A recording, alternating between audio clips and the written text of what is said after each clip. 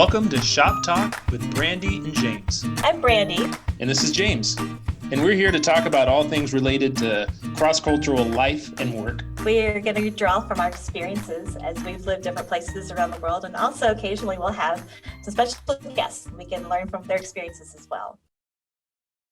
We're excited today to have Jenni Swink, who is a Bible teacher teaching precept inductive studies for over 15 years. As a trained spiritual director for 12 years, she meets monthly with people to listen to God together, to discern his movement and ways in their lives. For the past 10 years, she has also enjoyed leading silent retreats. She is passionate in helping others learn, along with herself, how to be with God through many different ways of prayer. For example, meditative, contemplative, listening, and centering prayer. She has recently completed training to lead others through the Ignatius spiritual exercises. She's a mother of 3 grown children and enjoys her semi-empty nest in Fort Worth, Texas, with her husband of 34 years. Thanks so much for being here today, Jenni. We're excited to talk about Enneagram. Talked about it a little bit, I think, on our first episode. We're like, oh, we should talk more about that. But we need someone who knows more about that. So excited to hear what you have to say about it. I was first introduced to it in my spiritual direction training. I'd never heard of it. This was like 2007. I was one of like 10 people, and I just latched on and I didn't let go. And everybody else in the group was like, oh, I don't really like it. But for some reason, I was addicted. And so I've just started learning and getting every book I could on it. Just give us like an overview of what the Enneagram is. Probably like everything from any author, you'll get a different perspective on what the Enneagram is and how it started. But I sort of settled on, since I come from the Christian perspective, I've really looked at Evagrius, read Evagrius because of my interest in the Enneagram. Evagrius was a monk and one of the early desert fathers. So some people say that it came about in the early desert mother fathers, was sort of identified as the 7 deadly sins in the Catholic tradition, +2. Explain it to people, especially Christians. I sort of call it the sin nature personality test. Okay. Everybody else call it that. But for me, most personality tests, like if you're familiar with the Myers-Briggs or, all sorts of different ones, it always talks about, I think about the one that it's like you're a golden retriever or that's an otter. All about these, wonderful, funny little, sort of like your good parts of yourself. Right. This really identifies those things that you struggle with, especially as Christians, that you find yourself acting in ways you don't want to act, but somehow, and I've read a lot of neuroscience too as a result of this, and I sort of call it these well-worn paths that you just get stuck in, and you're acting in it before you even realize that you're doing it. And so the Enneagram is a incredible tool, I think, that sort of wakes you up, or it gives you even just like kind of awareness of those places. Yeah, we call them neural pathways. Well-worn path is such a good description of what that is and why we do tend to do the same stuff all the time. You'll know from my Enneagram type why I was so drawn to it. And there's some Enneagram types that are like, oh no, I don't want anything to do with this. And then other ones are like, oh no, it's right where I want. And so Jenni, what you're saying is each Enneagram type has a certain tendency. Says like we all struggle with our ugliness and our sinfulness, but you look at different Enneagram types and they tend to lean more toward they struggle with. Is that what you're saying? Yes, exactly. So like just for instance, I'm a type 1. I mean, it's sometimes called the perfectionist. So of course, if I have a tool that's going to help me perfect myself, I'm going to be drawn You're going to use it. Absolutely. Exactly. Even though I tell people I'm a recovering perfectionist, but it's still part of my DNA. Okay. I've heard someone describe it as, say, 2 people lie. Well, if you look at it from the perspective of the Enneagram through that lens, it's the same behavior, but it's different motivations behind it. Exactly. Right. Exactly. And that's why sometimes it gets tricky to know your type, because the behaviors can be similar, but you have to see what the motivation is that's triggering the behavior. Let's get into it. If you could give us sort of an overview of the different Enneagram types and sort of their strengths and weaknesses. Yeah, I mean, just the structure. You're talking about types, and I know some people will be like, "What is that? What is all these numbers?" There's all these different wings of the Enneagram teachers because it's an oral tradition. That's why I think it's sort of everybody can claim it for themselves, the origins of it, because it is an oral tradition, and the really pure people want to keep it an oral tradition. The person that I learned from, she came out of this Helen Palmer wing. The monthly meetings I went to, you would go to and you would cover, because there's 9 types, and you would cover, and it would be one type each month, and they would have a different emphasis. Even male and female can be different in their responses. And, just even though they're the same type, there's little nuances. So basically there's 9 types. It's always in the form of a 9 being at the top. And really the 9, it's like, if you're looking at a clock, you're going clockwise, and 9 is at the top. And then you have a triangle with 9, 3, and 6. Okay. You go around the clock. So like at 9, that is the mediator. Peacemaker sometimes is called. So funny. You get to know people who are the 9, and you're like, yeah, that's also a great thing about the Enneagram. Besides yourself, working on yourself, it's very helpful to understand, oh, well, that person's a 9. And so then that's the perspective they're coming from. So it gives you a little bit more compassion, I think, towards others. Okay. Because you learn they have their things they're coming from, just like you do. Right. Yeah, it's a grace increaser. Yeah. That's the real advantage of whatever personality typing you use, whether you're getting into Myers-Briggs or getting into the Enneagram or the DISC. It's about understanding yourself, which is really important, and other people, so you can really extend grace easier because you understand more of where they're coming from. I know some people are really anti, they don't want to be in a box or a compartment, but I find, especially in counseling, that these types of things really help a lot within the context of marriage, as couples learn better how to communicate with each other and what their needs are. And definitely in the context of teams, as you work with people, finding out what is it that motivates them and helps you be able to actually meet each other more where the other person's at. Right. So we're going around this circle. Yeah, so we're going around the circle. So the 9 is the mediator or peacemaker. The flip side of the 9 deadly sins, the one that goes with the mediator, is sloth. Okay. They get stuck in, the sloth. It's like they know the decision they should make, but they can't make the decision, sort of maybe a little bit like a procrastinator. But as you go around the circle, then the next number is the type 1, and that's the perfectionist. Okay. And its passion, or the 7 deadly sins, is anger, which looks differently. It's a resentment type thing. Type 2 is the giver. I've heard someone say, yeah, all the nuns want to be 2s.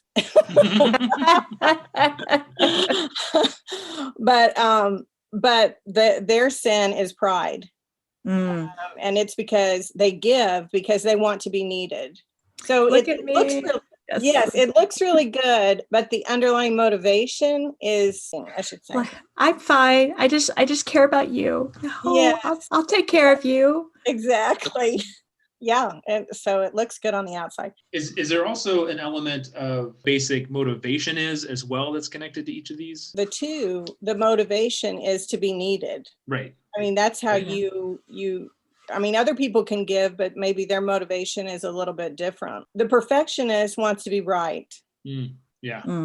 Okay. And the mediator doesn't want conflict. Right. Yeah. So 3 is the performer. I sort of look at it as the most successful people are 3. Yes. I mean, not that you can't be successful, but those people who are just successful, high achievers, high capacity. Yeah. So their sin is deceit. But it's not deceit that, when we think of it, we think, oh, we're not telling the truth. But to a 3, it's more that they want to be who you want them to be because they don't even know themselves because they're so used to adapting to what people need. You can see why they're so successful.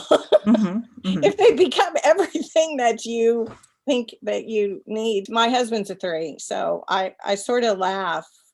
I'm like, why can't I just do that with my faults? Like he just says, oh, well, that's no big deal when he does something. With me, it's like I'm heaping condemnation on myself. So it's shame.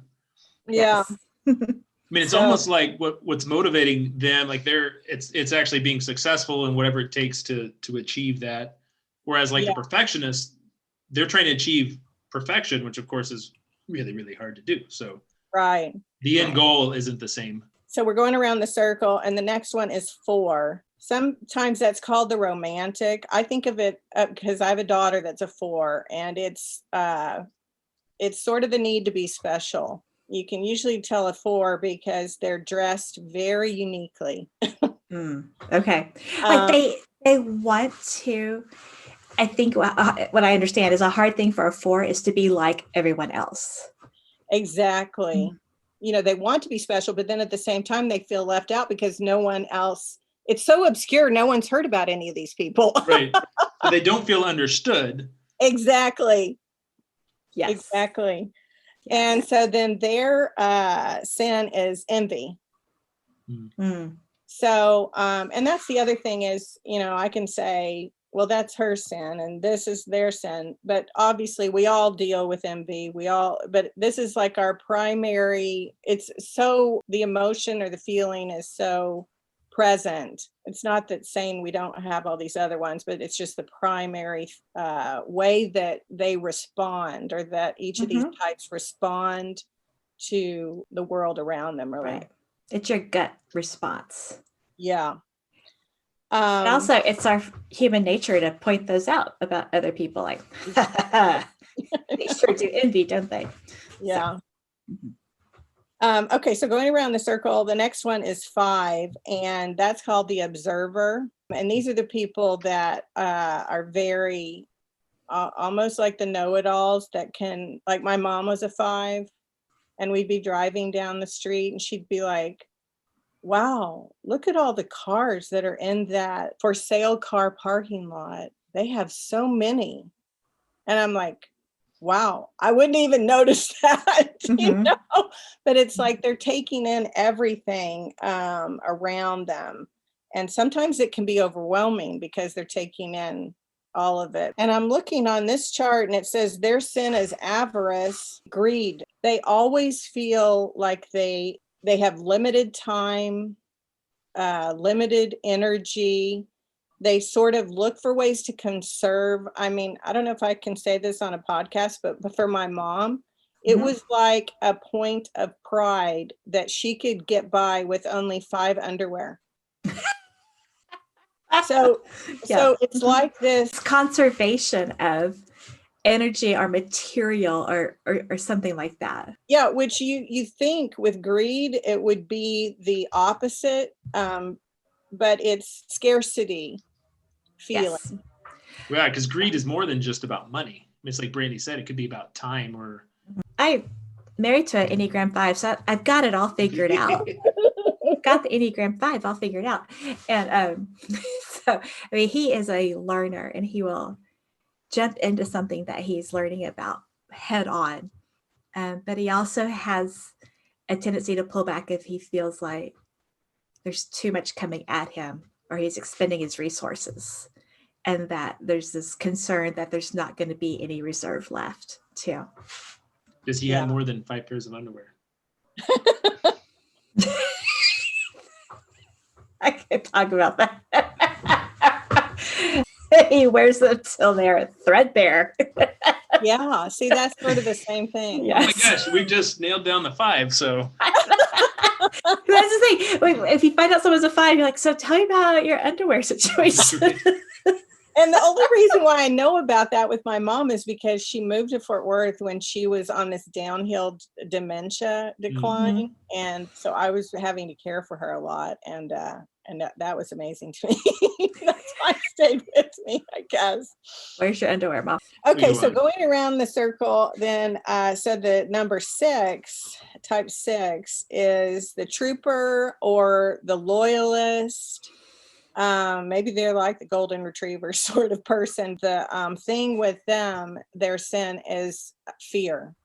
Mm-hmm. So these are the people who think like the worst case scenario. I always think these would be perfect people to have like in actuarial positions or insurance. You know, obviously, especially with COVID, extrovert 6s have to be really having a hard time with COVID. Mm-hmm. I laugh because I think when COVID was first realized, I wonder if the 6s are like, told ya. No. Exactly. I know. Yeah. Told you a worldwide pandemic was coming.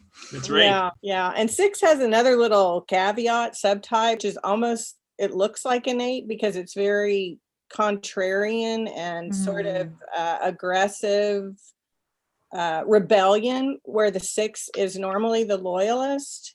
Mm-hmm. But it's like, if there's an authority, I'm going to challenge it. So it's almost like the opposite. So then going around is the type 7, and that's called the epicure. That's the 7. It's like, would you say excitable? Yeah. Well, the epicure, like you want to try everything. Mm-hmm. And the sin for the 7 is gluttony. I was just sort of describing it. I've also heard it called the enthusiast, if that's helpful for people to connect to. Yeah, because you're excited about it, you want to try it out, but part of the motivation for that is avoiding pain. Right. If you're chasing after every new thing, you're not staying with anything or getting more than a superficial experience of the thing. So it keeps you right in that in love feeling you have. Right. They like being excited. They like shiny new things. Oh, what's over here? This looks like fun. And oh, this is fun over here. Yeah. So I think the 7s bring the life to the party. Yeah. But if it's going to get hard, they're going to struggle a little bit. Yeah. So I'm either a 7 or a 2, a pretty even split between a 7 and a 2, which probably tells me what I am. But well, see, that's the thing that I was going to talk about. Well, let me just finish the 8 and then I'll come back and say this. So the 8 is the boss, and their sin is lust in a way of really diving deep and wanting everything that whatever it is has to offer. So they're very, these are the people that are sort of in your face, very passionate, and they don't mind getting in your face. So it is sort of interesting that they're next to the mediator with the peacemaker, because it's almost like the opposite. There's this thing called wings, which what are the wings? Yeah, so see, some people will say, oh, I'm an 8, but I have a 2 wing. You can only have a wing because it's on either side of you. So your wing would either be a 9 or a 7. All right. And I've heard in other books that some people will say in your first half of life, you'll have one wing, and then in your last half of life, you see the other wing come a lot more. But in this instance, with the 8 having a 9 wing, my son says a lot of people will come up to him and say, oh, I had no idea you were an 8, because he has such a strong 9 wing, but his 8, maybe it just comes out only at certain times. I mean, but those almost seem to contradict each other, the peacemaker and the challenger. Well, it's more like the 9 sort of like slightly modulates him in a way that, eases some of the hard edges, although those hard edges can come out in certain times when he becomes really passionate. But because the 9 sort of takes the edge off. Okay. So that's what I was going to say when you were saying you scored high on the 7 and the 2, because the one thing I wanted to talk about is so you have these wings on each side that can sort of nuance the way that your type is for you, but also these numbers that you're connected to, that each type has a number that they move to in stress and a number they move to in security. And so usually, like if you scored a high in 7 and 2, I would say, oh, well, is that in the same, do you go to 2 in stress? Does a 7 or does a 2 go to the 7? And in that case, it really doesn't. But it might indicate they're considered triangles. So like I started out with the 9 being at the top, connected with the triangle of the 6 and the 3. So those are all connected. So the 9 goes to the 6 in stress. And so it's the opposite. The 6 goes to the 9 in security. For the 7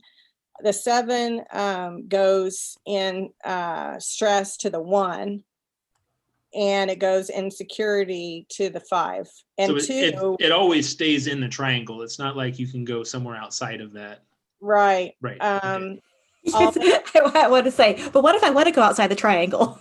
Well, and that's when you read Chris Hewart's book. Chris Hewart's, he has a new book. His first book is called The Sacred Enneagram. Yes. But he has a second book, and I went to a couple of his teachings, and he really believes that you can pretty much go to any number. So he doesn't really, that's sort of getting out of mainstream Enneagram thinking, because most of the old timers just say, yes, there's these 2 numbers that you go to. But I think it's very helpful if you score high in 2 numbers.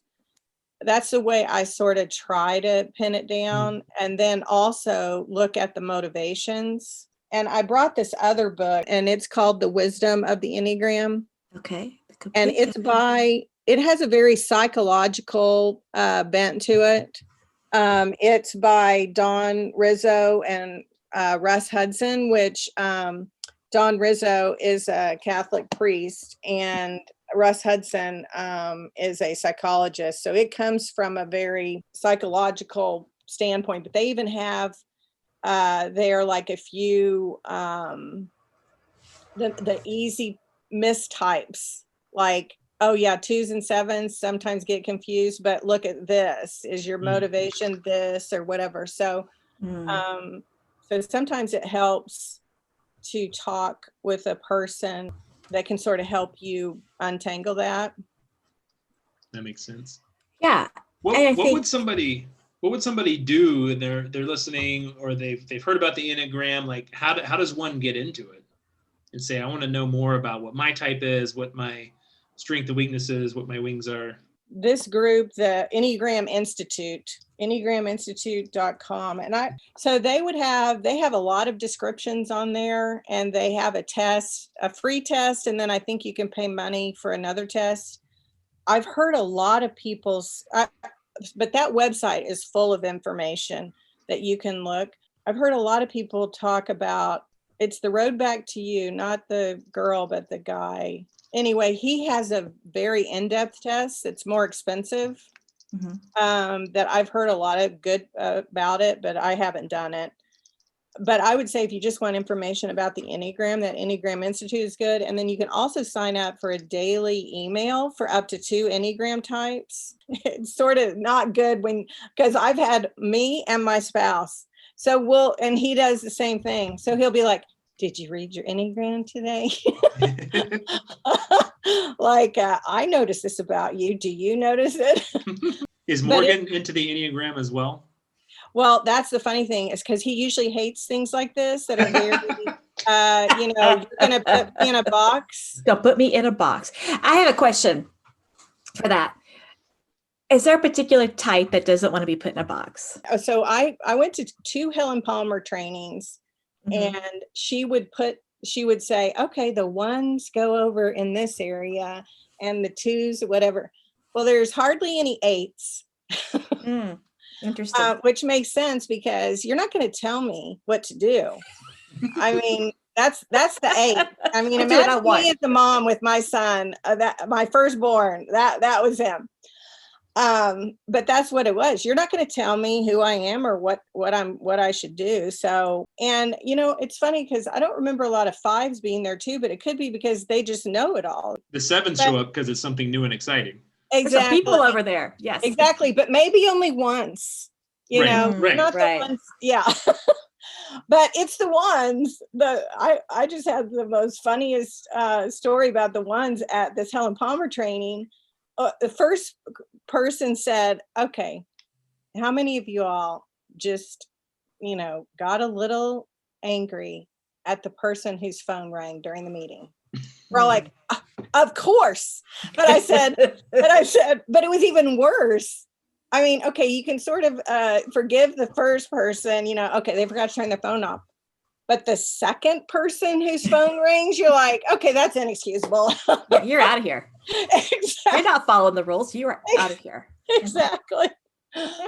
So, but it is funny because the threes, probably because they're so busy being successful, they don't really see a need, they don't know themselves. So the Enneagram is almost sort of exposing themselves to them. So they don't tend to, because this is the difference about the Enneagram, is it does describe your motivations, where most personality tests are just talking about your behavior, your activities, your actions. And I'm glad you touched on that, because that is a difference, where the others will just say, oh, I'm this, or I'm this, or the Enneagram looks at what your internal workings and what's going on behind the scenes too. So continue. What's underneath. So some people don't want to see what's underneath. Well, Jenni, gosh, we could go so many different directions with this. We could go so deep with this. I wish we had several hours to really dive into this. And we're talking about the triangles and the subtypes and the wings. And it's such a rich tool that we can use in understanding ourselves, understanding others. I wonder, as cross-cultural workers, what do you think we can take away from the Enneagram? My emphasis has always been on spiritual growth. And it's interesting because I originally thought, I wanted to get trained to teach it. And now that it's really taken off, people are using it in different ways. I immediately saw it as, wow, this almost like in a renovare focused way, this is something that can help us to put off the old and put on the new. And I've really become more aware of unconscious motivations. And this really helps you to, instead of feeling like you're just stuck in those well-worn paths, because we know that Jesus has given on this side of the cross, we now have a choice. We're not slaves to sin. And so, I really saw it right off the bat as, wow, this is like a way to almost like a spiritual discipline or spiritual practice that you can work with God in aiding the whole sanctification process. But I had a really hard time finding any Christian focus for that. So that's one way I think that it's useful. But the other way is what we talked about before, is even just being more compassionate as you meet and interact with people. When you see, okay, that's their thing. I don't need to react to it and get upset by it, because that's just how they're playing out their number, and I play out my number this way. And so it helps diffuse conflict, I think. Sure. It gives you a lens for understanding yourself and understanding the people you're working with and your teammates as well. So it's a good tool. Yeah, which is really loving yourself and loving others, really. And loving God, because that's the whole point, is because we're new in Christ, we want to be like Christ. We want to grow in our understanding of how to live this Christian life. Sure. What would you say might be a danger when it comes to use of the Enneagram? Oh, that's a good question. Yeah. What about how about this sitcom character must be an Enneagram 3? Like that. That's the stuff you find on Instagram. Well, or you put it into boxes, Yes. Put people into boxes. But I think the other thing, because it's become so popular, it's like, oh, well, find out your number and that's all you need to know. And then you just tell someone, oh, I'm a 3. So that's why I did that. That's my excuse. Exactly. Yes. And you're really not even using the tool the way that it was designed. Right. Well, I find when people hide behind their number and say, well, I'm just a 6, Can't help it. I know. That's right, It's like, that's not really it. So it sounds like you're saying, the danger is it's intended for growth, but people can use it actually to stay where they are. Exactly. That's a good way of saying it. Yeah. Right. And I think it could be dangerous also to pigeonhole other people and say, you're an 8 and you're just like this, instead of seeing the nuances and seeing like the full person as well. Well, and that brings up another danger is a lot of people have said, don't type your children because it's like you're forcing, you could almost be forcing them into a thing that they're not, I really want to, Jenny. I really don't want you to be an 8. I know, right? Don't do this. Right. Yeah. But as they get older, I thought it was very helpful for me. My daughter being a 4, like she was here for Thanksgiving and she came in, she was really upset about her brother and she's just going off. And I've learned now, because she's a 4, she almost gets off on feeling her feelings deeply. So where for me, it'd be like completely overwhelming. As a 1, I want to fix that because I need to help you. I need to teach you. That's how I would have responded. But now I know, no, she just needs to express these feelings. And she's actually loving these feelings, even though they're so painful. Yeah, they're doing something. They're providing something. Yeah. Yeah. So knowing that then helps me be with her the way that she needs me to, instead of me trying to fix her, which I did the whole time she was growing up. If I just teach you this right way, then you'll do it right from now on. Yep. And so you're saying that doesn't work? No. Okay. What is there a particular type people really want to be? And maybe yes, go ahead. I think the 2. I mean, Okay. I mean, if you're not a Christian, maybe 2 isn't the most appealing. Maybe it would be 7. But most Christians think the 2 is like saint-like. It is, right? Because you're looking, oh my goodness. If y'all could see James right now, thinks he's all that, but you're serving. It's difficult being a saint, I must say. I know, right? But the funny thing is about it is I had a directee who's also a 2, and oh my gosh, I mean, you look at all the things she does and you're just in awe. You're like, how do you do this? But then you meet with her and you realize there's so much underneath that. And for her to see the reason she's doing it and being able, for the 2, it's so life-giving to say, before I jump in and do this, do I really want to give this? If I don't want to give it, then I don't need to give it, because the only reason they're giving it is because they want to be needed. So then they're going to be resentful if they don't get that. But if they give out of a way of, I want to give this, then it's very life-giving to them. Are you listening to this, James? I got hung up on sainthood, so. I mean, I imagine that if someone's interested and they start exploring, I think with each one, there's probably that element of incredible kind of awareness of, wow, I really understand myself better in how to be healthy, how to have better relationships with each other, and how to have better relationships with God. And that sounds like a great thing. Yeah, exactly. Because I'm in therapy, and part of the thing I've realized in therapy is the way that I relate to people is the way I relate to God. Like for a 3, especially, like wanting to be who they want me to be. Well, how's that going to work out for your relationship with God? So all these things, play out in every relationship with people, with God, and with ourselves too. It does. And it's really beautiful to see how he's created us so uniquely. We're not all a 1 or not all an 8. We're built differently. We can understand him differently and understand relationships differently, and hopefully work together in that. What are the other books that you'd recommend? Self to Lose, Self-Defined by Marilyn Bansell.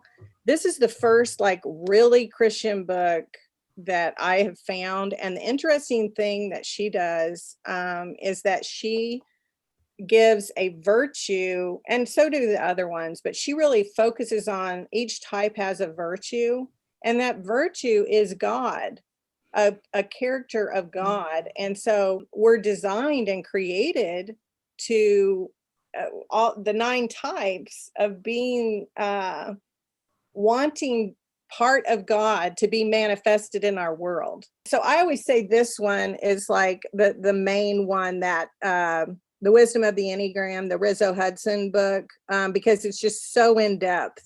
I mean, it pretty much covers everything that you could want. I recommend it for the Christian perspective is the Sacred Enneagram and the Self-to-Lose, Self-Define. I love this little Helen Palmer. See how thin it is?